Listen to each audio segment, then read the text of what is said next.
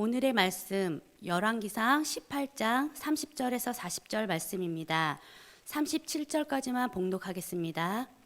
이때 엘리야가 온 백성들에게 가까이 오라고 하였다. 백성들이 가까이 오니 그는 무너진 주님의 제단을 고쳐 쌓았다. 그리고 엘리야는 일찍이 주님께서 이스라엘이라고 이름을 고쳐주신 야곱의 아들들의 지파수대로 12개의 돌을 모았다. 이 돌을 가지고 엘리야는 주님께 예배할 제단을 다시 쌓고 제단 둘레에는 두세아 정도의 곡식이 들어갈 수 있는 넓이의 도랑을 팠다. 그 다음에 나무단을 쌓아놓고 소를 각을 떠서 그 나무단 위에 올려놓고 물통 4개에 물을 가득 채워다가 재물과 나무단 위에 쏟으라고 하였다. 사람들이 그대로 하니 엘리야가 한 번 더 그렇게 하라고 하였다. 그들이 그렇게 하니 그는 또 그렇게 하라고 하였다. 그들이 3번을 그렇게 하니 물이 제단 주위로 넘쳐 흘러서 그 옆 도랑에 가득 찼다. 제사를 드릴 때가 되니 엘리야 예언자가 앞으로 나서서 이렇게 기도하였다. 아브라함과 이삭과 이스라엘을 돌보신 주 하나님, 주님께서 이스라엘의 하나님이시고 나는 주님의 종이며 내가 오직 주님의 말씀대로만 이 모든 일을 하고 있다는 것을 오늘 저들이 알게 하여 주십시오. 주님, 응답하여 주십시오. 응답하여 주십시오. 이 백성으로 하여금 주님이 주 하나님이시며 그들의 마음을 돌이키게 하시는 주님이심을 알게 하여 주십시오. 아멘. 할렐루야, 반갑습니다. 오늘 온라인 예배에 오신 모든 성도님들 진심으로 환영합니다. 저는 오늘 진짜인가 가짜인가라는 제목으로 하나님의 말씀을 여러분들과 함께 나누겠습니다. 언젠가 이 프랑스에서 아주 재밌는 전시회가 열린 적이 있습니다. 이름하여 가짜 상품 박람회였는데요. 다른 나라에서 이 프랑스에서 아주 유명한 상품의 상표를 도용해서 마치 이 프랑스 제품인 것처럼 이렇게 만들어 놓은 그런 전시를 한 적이 있다고 합니다. 그때 진짜 같은 가짜를 가장 많이 그리고 잘 맞는 나라가 어디였는가 그때 확인해 보니까요, 중국, 대만, 태국, 그 다음에 한국이 가장 세계 최고의 가짜 상품 왕국으로 소개된 적이 있다고 합니다. 여러분들도 아시겠지만 한국 안에 정말 많은 가짜 제품들이 있는 것을 우리는 발견할 수 있습니다. 가짜 보석이라든지 가짜 그림, 가짜 도자기, 또 가짜 옷, 이뿐만이 아니죠. 가짜 변호사, 가짜 의사, 가짜 국회의원, 또 심지어는 가짜 목사까지도 우리는 찾아볼 수 있습니다. 이렇게 사람들이 진짜와 가짜 사이에서 무엇이 정말 올바른 것인지 몰라서 점점 이 불신의 벽이 높아가는 것을 우리는 경험할 수 있습니다. 그러다 보니까요, 사람들이 상품을 살 때 이런 질문들을 각 나라별로 좀 특별하게 하는 경우들이 있다고 합니다. 미국 사람들의 경우는 물건을 살 때 이 물건이 얼마입니까? 라고 물어보고요. 이 영국 사람들의 경우는 이 물건이 얼마나 튼튼합니까? 라고 물어본다는 것이죠. 또 프랑스 사람들의 경우는 이 물건이 최신형입니까? 아닙니까?를 꼭 물어본다고 합니다. 또 일본 사람들의 경우는 이 물건을 사고 나서 나중에 팔 때에 얼만큼 받을 수 있느냐고 물어본다는 것이죠. 그렇다면 우리 한국 사람들은 어떻게 물어볼까요? 여러분들 아시는 것처럼 맞습니다. 진짜입니까? 가짜입니까? 라고 제일 먼저 물어본 다음에 그 다음에 값을 흥정한다는 것이죠. 아마 여러분들도 함께 많이 공감하는 부분이라고 생각합니다. 오늘 말씀을 읽다 보니까요, 이스라엘 백성들을 향해서 이런 질문을 던지게 됩니다. 그들은 진짜 하나님의 백성인가 아니면 가짜인가 라는 그런 질문이 들기도 합니다. 오늘 말씀의 배경은 이렇습니다. 당시 이스라엘은요, 두 나라로 나뉘어져 있었어요. 북쪽은 이스라엘, 남쪽은 유다. 마치 오늘날 우리 남한과 북한과 같은 그런 비슷한 상황이었습니다. 오늘 본문에 나오는 아합 왕은요, 북이스라엘을 다스렸던 왕이었습니다. 그는 아내의 영향으로 북이스라엘 역사 가운데 가장 악한 왕으로 기록됩니다. 왜냐하면 그의 아내였던 이세벨은 이방 여인으로서 자신이 믿었던 바알과 아세라를 가져와서 북이스라엘로 하여금 우상 숭배를 하게 만들었기 때문에 그렇습니다. 얼마나 열심히 우상 숭배를 하게 했는지 마치 온 나라가 개종한 것처럼 그렇게 열심히 바알과 아세라를 섬겼습니다. 근데 한 가지 재미있는 것은요, 북이스라엘 사람들은 바알과 아세라만 섬긴 것이 아니라 하나님도 함께 섬겼다는 것입니다. 하나님을 버린 것이 아니라 하나님도 함께 섬겼습니다. 하나님만 섬긴 것이 아니라 하나님도 섬겼다는 이 말 가운데 여러분들 느껴지는 뉘앙스를 이해하시겠습니까? 만약 아내나 남편에게 나는 당신만 사랑해 라고 얘기하지 않고 나는 당신도 사랑해 라고 얘기한다면 그 다음에 일어날 참혹한 결과를 여러분들 충분히 짐작하리라 생각합니다. 한쪽 발은 세상에, 한쪽 발은 하나님께 두고 살았던 그 모습이 바로 북이스라엘 사람들의 모습이었습니다. 그들은 무늬만 하나님의 백성이었지 속은 하나님을 온전히 신뢰하지 못한 불신앙의 사람들이었습니다. 오늘 말씀을 듣는 저와 여러분도 이와 같은 모습이 아닌가 한번 살펴보기를 원합니다. 그렇다면 어떻게 진짜 하나님의 백성으로 또 하나님의 자녀로서 살 수 있을까요? 저는 오늘 말씀을 통해 진짜 하나님의 백성으로 살 수 있는 세 가지의 방법을 여러분들과 함께 나누면서 은혜를 나누기 원합니다. 첫 번째로요, 진짜 하나님의 백성으로 살기 위하여 우리는 하나님께 가까이 나아가야 합니다. 자, 어떻게 하면 우상 숭배하지 않고 하나님의 말씀에 순종할 수 있을까요? 그것은 하나님께 가까이 있으면 된다는 것이에요. 오늘 우리 30절 말씀을 다시 한번 보겠습니다. 이때 엘리야가 온 백성들에게 가까이 오라고 하였다. 여기서 우리가 추측할 수 있는 것은요, 이스라엘 백성들은 그때까지도 하나님께 가까이 가지 않았음을 보게 됩니다. 그냥 멀리 떨어져서 구경하는 구경꾼들처럼 지냈다는 것이죠. 오늘 이 대결에서 누가 이길까? 우리 한번 구경이나 합시다 라고 호기심에 그 현장에 와 있었다는 것이죠. 그 어떤 기대나 하나님의 역사, 하나님을 경외하는 마음이 없었던 이스라엘 백성들이었습니다.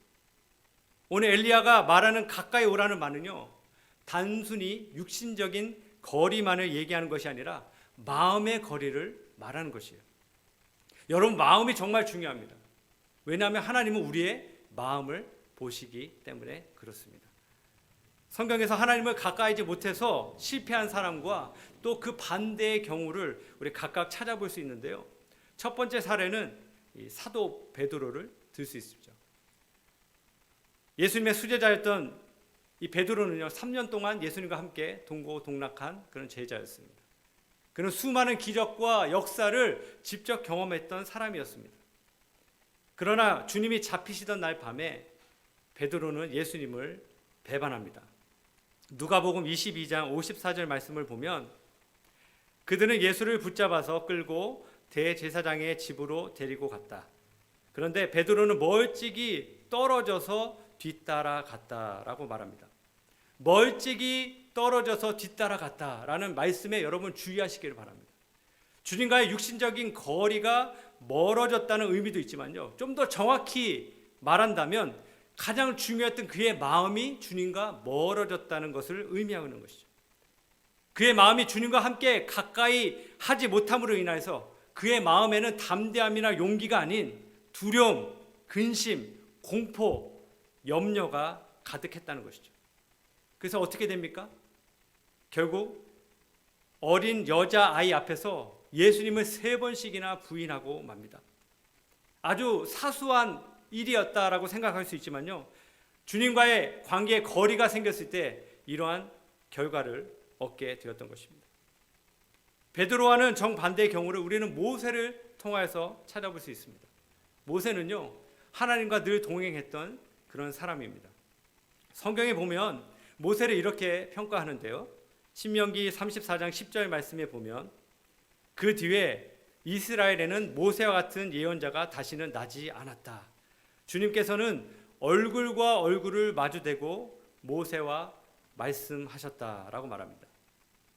모세와 같은 예언자가 일어나지 않았던 이유는요, 모세처럼 하나님을 가까이 동행했던 사람이 없었기 때문입니다. 모세가 얼마나 하나님과 가까이 동행했는지 얼굴과 얼굴을 마주 대하듯 얘기를 했다라는 표현을 하고 있어요. 여러분, 이 분위기가 어떻게 느껴지십니까? 누가 얼굴과 얼굴을 맞대고 얘기하는 사이인가요? 연인이나 아주 가까운 친구 사이가 바로 그런 사이죠. 처음 본 사람을 얼굴과 얼굴로 마주 대하고 얘기한다는 것이 얼마나 어색하고 또 곤욕스러운지 여러분들 아실 겁니다. 지금 모세는요, 하나님과 마치 친한 친구처럼 가까웠다는 것입니다. 친한 친구는요, 때와 장소를 가리지 않고 언제든지 원하면 만나서 또 속마음을 터놓고 얘기하는 것이 친한 친구의 그런 사이죠. 오늘 모세는요, 장소와 어떤 시간을 가리지 않고 늘 하나님과 동행하고 또 주님께 자기의 마음을 터놓는 그런 가까웠던 사이를 말씀을 통해서 보여주고 있습니다. 그러므로 우리는 주님을 늘 가까이 해야 됩니다. 주님과 함께 동행함으로 이런 축복을 누리시는 저와 여러분 모두가 되기를 간절히 축복합니다. 최근 코로나 사태가 이렇게 좀 길어지면서 우리 가운데 좀 많이 생겨나는 문제가 바로 이 부분이라고 저는 생각합니다. 많은 성도님들이 교회에 오지 못하시고 또 목장 모임에 참석하지 못하다 보니까 우리의 신앙이 많이 나태해지고 또 주님을 향한 사랑이 식어지는 것을 참 많이 경험하고 있습니다. 부끄럽지만 저도 정말 그런 것 같아요. 새벽 기도하러 교회 와서 기도할 때보다 집에서 기도하는 것이 얼마나 힘들고 어려운지 알 수가 없습니다. 계속 늦잠을 자게 되고 나태해지고 게을러지고 더 하기 싫어지는 저의 모습을 발견하는데요. 더군다나 저희 집에는 지금 아이들이 3명이 있다 보니까 더 힘든 것 같아요. 하나님 앞에 말씀 읽고 기도하는 것이 너무나 어려워지는 그런 상황 가운데 최근 저는 하나님께로 가까이 나아갈 수 있는 그런 계기를 경험했었습니다. 그것은 다름 아닌 이 온라인으로 드려지는 우리 아침 큐티 모임과 삶공부였습니다. 사실은 온라인으로 이런 모임들을 한다고 했을 때 저는 개인적으로 별 기대는 하지 않았어요. 그냥 뭐 하나보다. 그리고 또 어떤 면으로 제가 또 리더다 보니까 그 책임감을 갖고 그 모임에 참석하는 그런 수준이었습니다. 근데 매일같이 이 큐티 모임을 참여하면서 저 말씀을 읽고 나누는 가운데 만약에 혼자 있었다면 그냥 헛된 생각, 또 낙심, 절망 이런 생각들로 가득했을 텐데요. 말씀을 나누고 또 믿음의 동력자들의 얘기를 듣다 보니까요. 참 많은 위로와 도전이 됐어요. 그러면서 점점 제 마음이 열려지고 하나님께로 더 가까이 나아가는 그런 시간을 갖게 되었습니다. 얼마나 큰 은혜가 있는지 알 수 없습니다. 이러한 기회를 주신 하나님께 너무나 감사드리면서 저는 바라기는 우리 GFC 모든 식구들도 함께 이러한 모임에, 이러한 행사에, 또 이러한 축복의 모임에 함께 하기를 간절히 소망합니다. 이제 우리 내일부터 월요일 날 우리 큐티 모임이 큐티 예배로 우리가 포맷을 좀 바꿔서요. 또 찬양과 말씀과 기도의 시간들을 가질 텐데 여러분들 꼭 아침에 일찍 일어나셔서 함께 예배 드리시고 하나님과 더 가까워지는 그런 축복을 누리시는 저와 여러분 모두가 되기를 주님의 이름으로 간절히 축원합니다. 두 번째로는요. 진짜 하나님의 백성이 되기 위하여 무너진 주님의 제단을 쌓아야 합니다. 오늘 30절 후반 말씀을 보면 그는 무너진 주님의 제단을 고쳐 쌓았다라고 말합니다. 지금 엘리야는 850명의 바알과 아세라 선지자들을 상대로 지금 싸우고 있습니다. 이런 위험천만한 상황 가운데 제일 먼저 하나님의 제단을 새롭게 쌓고 준비하고 있어요. 무엇을 의미합니까? 이것은 하나님께 예배하는 것을 의미합니다. 우리는 온전한 예배를 하나님께 드려야 합니다. 그 당시 이스라엘 백성들도요, 하나님께 예배를 드렸을 것이에요. 그러나 하나님은 그 예배를 기뻐 받지 않으셨습니다. 하나님이 기뻐하시는 예배는 무엇일까요? 로마서 12장 1절과 2절에서 우리는 그 답을 찾을 수 있습니다. 제가 한번 그 말씀을 읽어드리겠습니다. 형제 자매 여러분, 그러므로 나는 하나님의 자비하심을 힘입어 여러분에게 권합니다. 여러분의 몸을 하나님께서 기뻐하실 거룩한 산 제물로 드리십시오. 이것이 여러분이 드릴 합당한 예배입니다.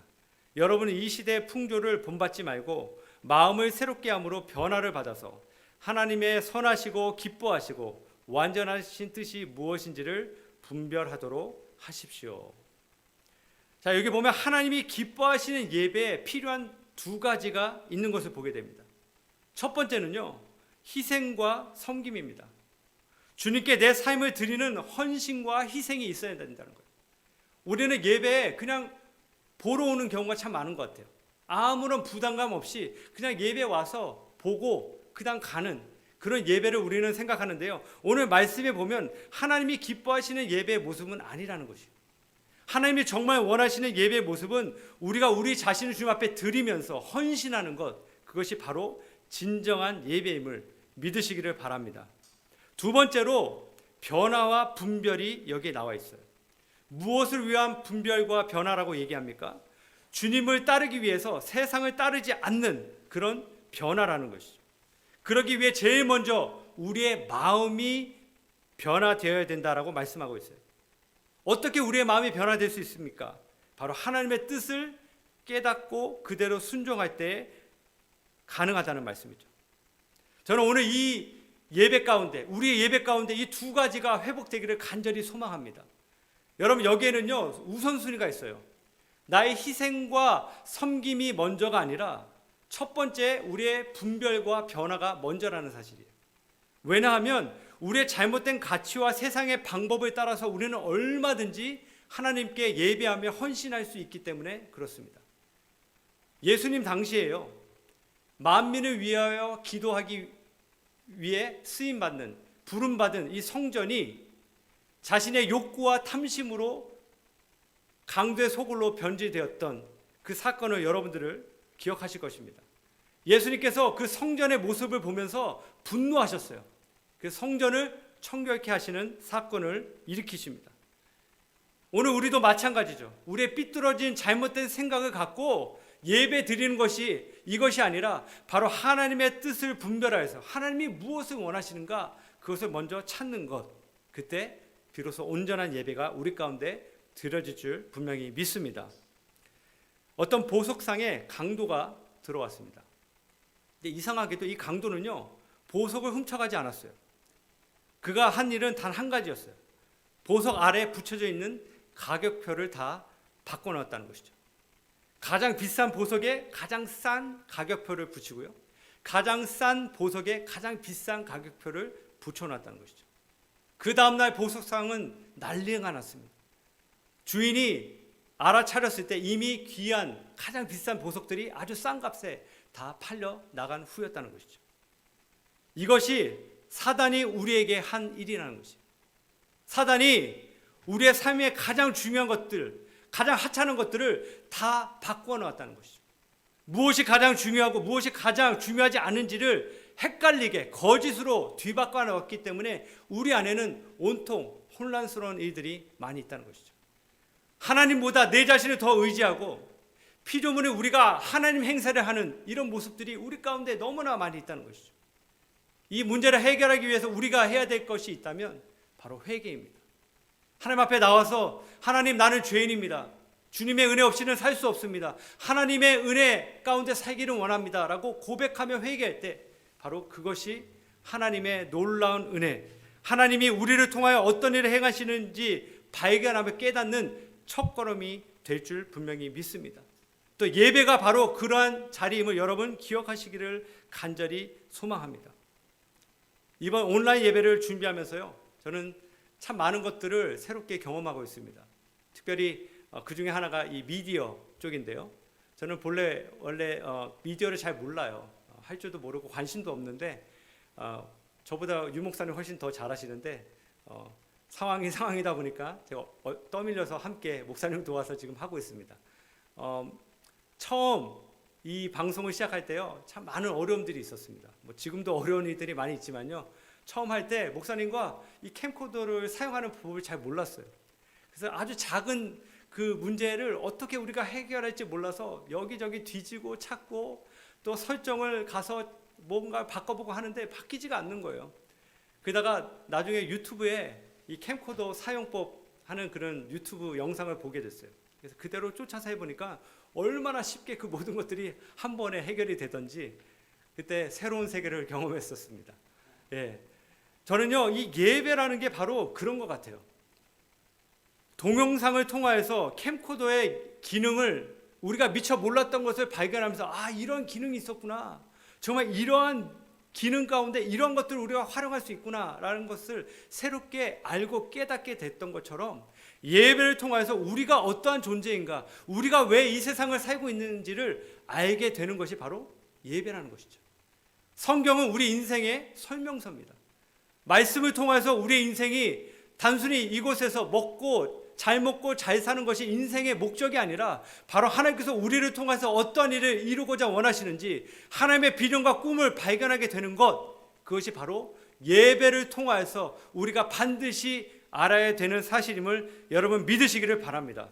그렇게 하기 위하여 오늘 무너진 주님의 제단, 바로 주님께 하나님께 예배하는 자리를 회복하시는 저와 여러분 모두가 되기를 주님의 이름으로 간절히 축복합니다.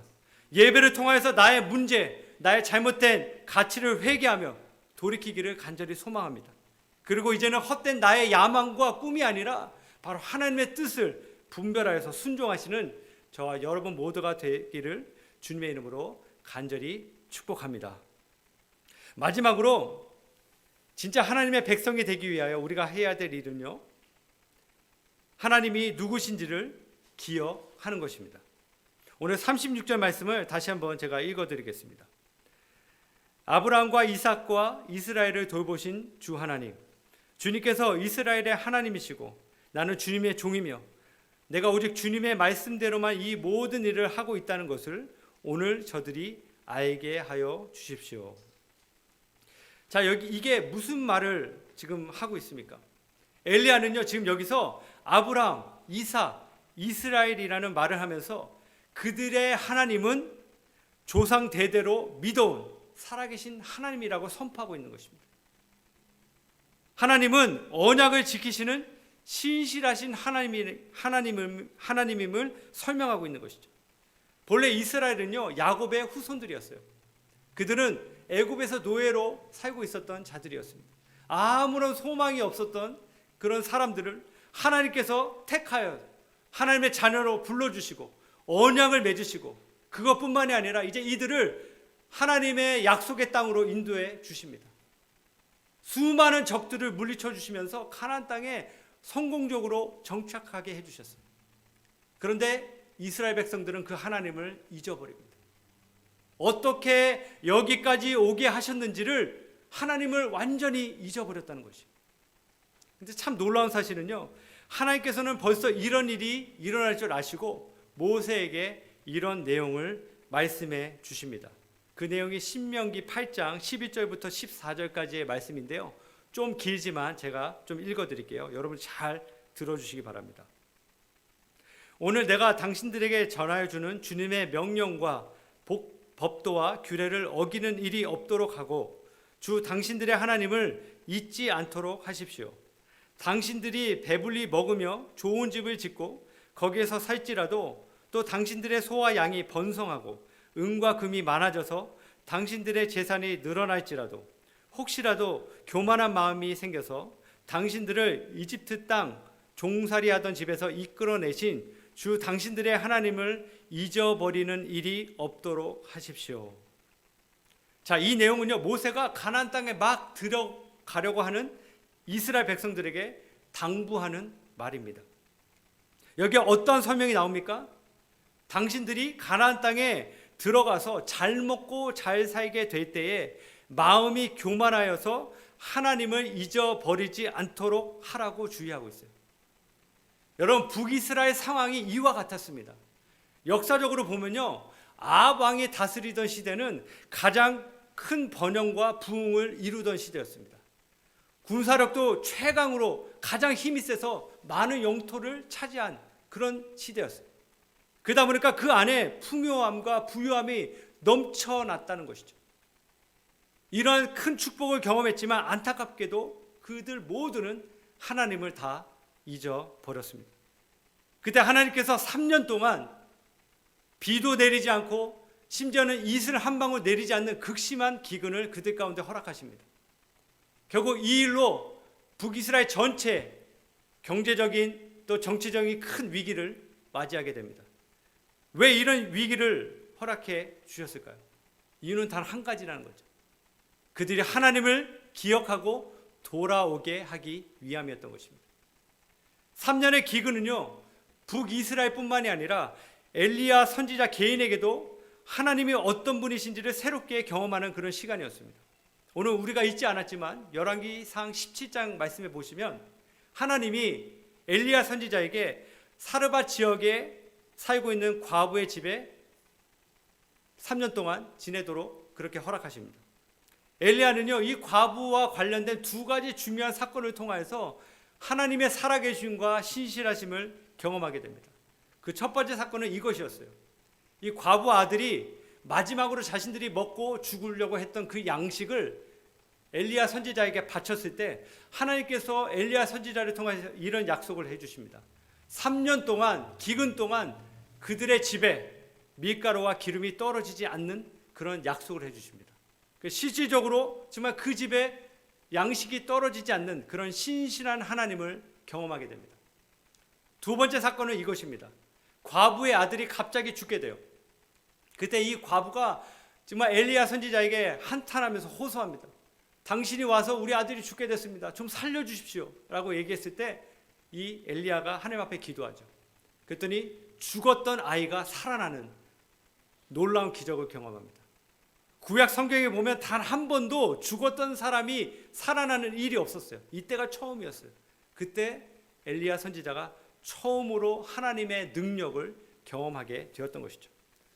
이 두 사건을 마치자마자 하나님께서는 엘리야 선지자에게 이 850명과의 대결을 허락해 주십니다. 엘리야가 나가서 담대하게 이 대결에 응하게 되죠. 그의 마음이 이제 하나님과 연합이 됐던 것이에요. 그 전까지는 하나님에 대해서 잘 모르고 신실하신 하나님, 능력의 하나님을 몰랐던 그가 이제는 마음을 다해서 하나님과 연합된 상태로 주님 앞에 이렇게 기도합니다. 37절 말씀인데요, 제가 한번 읽어드리겠습니다. 주님, 응답하여 주십시오. 응답하여 주십시오. 이 백성으로 하여금 주님이 주 하나님이시며 그들의 마음을 돌이키게 하시는 주님이심을 알게 하여 주십시오. 하나님은 사람의 마음을 돌이키게 하는 분이라고 지금 표현하고 있습니다. 여러분은 어떤 하나님을 기억하십니까? 대부분 놀라운 승리와 기적을 베푸시는 하나님을 우리는 많이 기억합니다. 하나님께서 이러한 위기 가운데 우리를 역전시켜 주셨다. 전혀 예상치 못한 방법으로 우리를 도우셨다. 정말 하늘에서 불을 내려서 우리로 하여금 승리의 기쁨을 맛보게 하신 그런 하나님, 우리는 그런 하나님을 기뻐하고 환영하고 기대합니다. 그렇지 않습니까? 물론 우리 하나님은 능력의 하나님이시죠. 전능하신 하나님이세요. 지금 우리 가운데 펼쳐지고 있는 이 코로나 바이러스도 한 번에 제거하실 수 있는 그런 전능하신 하나님이심을 분명히 믿습니다. 그러나 우리가 결단코 잊지 말아야 될 사실이 있는데요, 그것은 우리 하나님은요, 우리의 삐뚤어진 마음, 우리의 마음이 주께로 돌아오기를 간절히 원하시는 하나님이심을 여러분 기억하시기를 바랍니다. 바로 지금 이 시간 우리의 흐트러진 마음, 하나님께 대한 소망을 품지 않는 마음, 불신의 마음, 낙심된 마음, 그 마음이 주께로 돌아오기를 간절히 원하시는 그 하나님을 이 시간 만나시게 되기를 주님의 이름으로 간절히 축복합니다. 한 목사님의 간증이에요. 이 목사님께 사춘기의 시절에 지나는 한 아들이 있었습니다. 근데 이 아들이 너무나 방황을 하다 보니까요, 학업을 중도 하차하고 또 우울증과 또 불안한 그 마음이 너무너무 심해져서 이제 병원에 입원하게 됩니다. 또 거기다 게임 중독까지 빠지면서 나중에는 이제 폭력까지 행사하는 그런 상황까지 가게 됐어요. 근데 본래 이 가정이 아마 목사님 가정이 함께 단기 선교를 가려고 다 준비했었는데 결국 이 아들만 거기서 빠지게 됩니다. 그래서 목사님이 아마 몇 개월 동안 함께 이제 선교지를 향해서 가야 되는데 마음에 불안한 마음이, 근심이 드는 거죠. 왜냐하면 이제 아들만 혼자 집에 놔두고 가야 되는데 이 아들이 혼자 있다 보면 반드시 또 분명히 자기 혼자 게임 중독에 빠진다든지 더 안 좋아질까 봐 걱정하면서 염려를 하기 시작합니다. 그래서 결국 하나님 앞에 두 손 들고 기도를 하는데요, 하나님 정말 이 아들을 고쳐달라고 그렇게 기도를 시작했어요. 근데 목사님이 기도하는 그 순간 하나님 그런 마음을 주셨다고 합니다.